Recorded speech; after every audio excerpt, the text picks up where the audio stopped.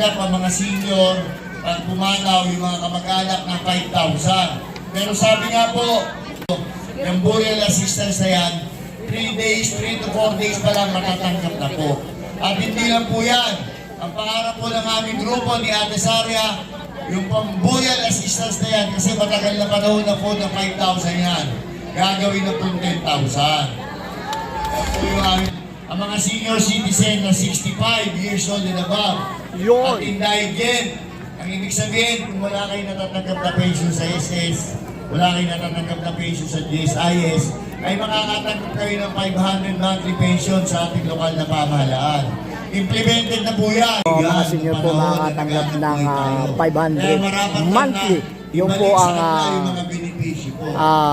panukala ng ating konsyal na si Willie Sensa. Okay, maganda yan.